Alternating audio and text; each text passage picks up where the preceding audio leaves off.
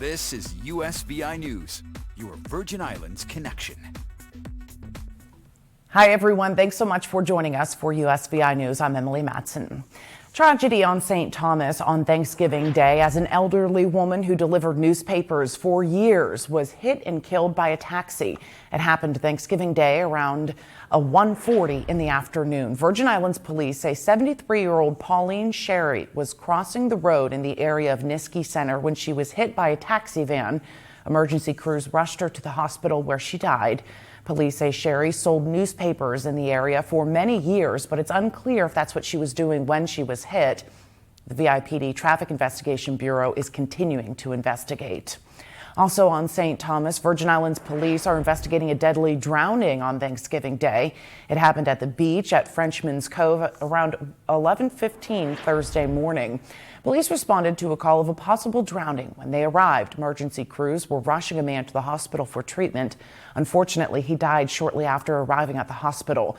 Police say around 11 a.m., the man who was visiting St. Thomas with his wife went swimming at the Frenchman's Cove. He started to struggle and called out for help. His wife told police she was able to pull him ashore and perform CPR until EMTs arrived. His wife identified him as Courtney Nelthrop, who was 81 years old.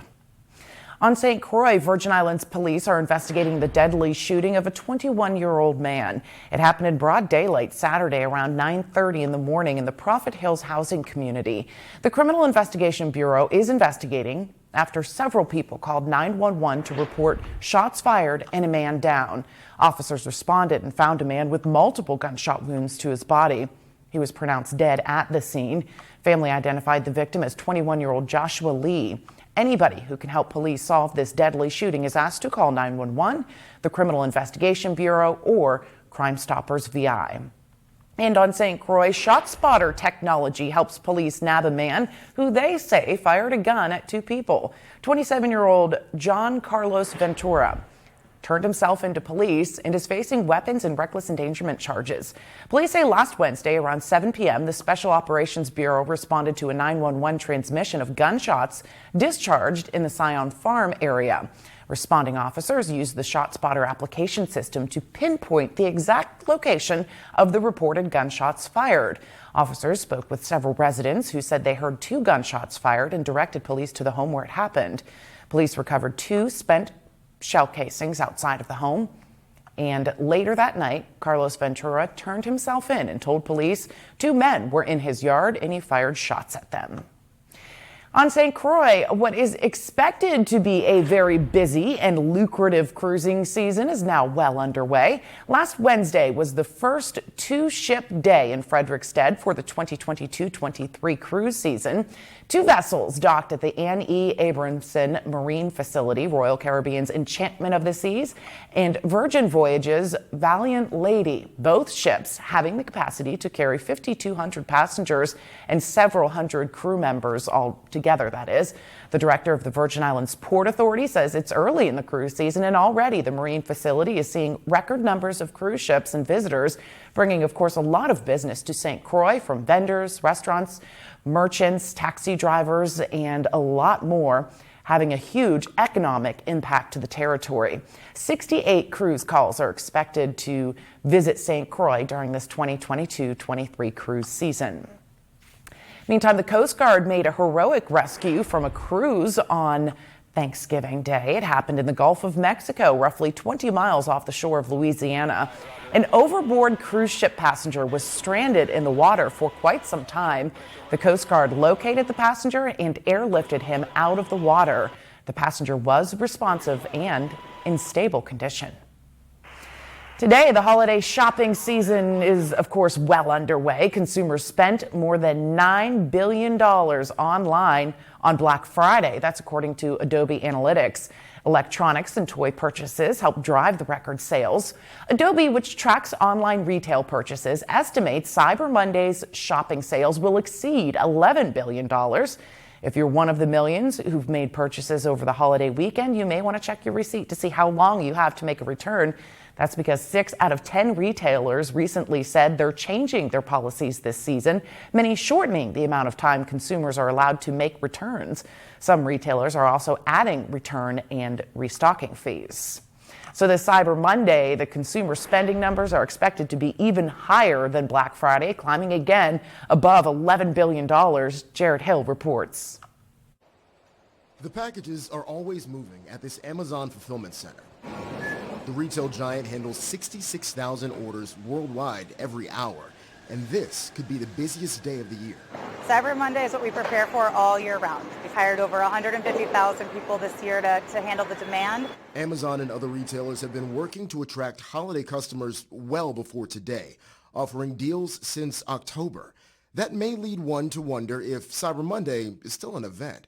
Eric Matisoff from Adobe Analytics says the short answer is yes. The National Retail Federation predicts nearly 64 million Americans to do some shopping today. I think the fact that Cyber Monday is a big deal is because it's been ingrained into the culture, and that folks expect to have big discounts on that day. And experts say online shoppers are finding plenty of deals because retailers are trying to move merchandise. When pandemic-related supply chain shortages eased this year, a lot of stores received extra stock and are now willing to cut prices.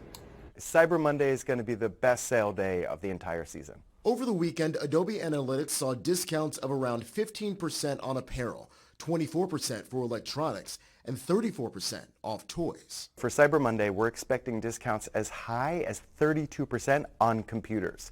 So if you're looking to get a computer, today is the day. Matisoff says there's good news for procrastinators who miss out on Cyber Monday.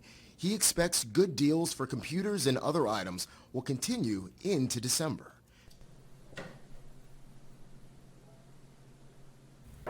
And now that the holiday shopping season is in full swing, with more people shopping online, there are, of course, more chances of being scammed.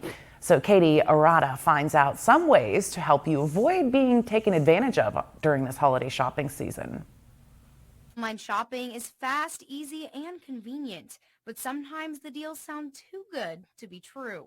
The number one thing is, if it sounds too good to be true, stop and think about it. It probably is. Experts say the best way to avoid a cyber scam is to double-check everything. As far as actually going to websites, look at that URL, the actual website that you're going to. You want to make sure that it says, yahoo.com instead of yah00.com. There's a lot of lookalike domains is what we call them, where it will appear to be correct, but it's not. And they're just waiting to steal your credentials. They say if you are not positive about something, get a second opinion. If you've got a techie person in your family or, reach out and call somebody about it. Just say, hey, is this right? Or, hey, I got this weird email. When it comes to emails, be wary of attachments. Don't log into a website unless you normally would. For example, if somebody sends you a link in an email, don't click that email link to go log in. Instead, go to the app on your phone or go to the website that you would normally log into. And then from there, you can go ahead and you can reach into it that way. If you do find yourself in a situation where you think you may have been scammed or hacked, don't freak out.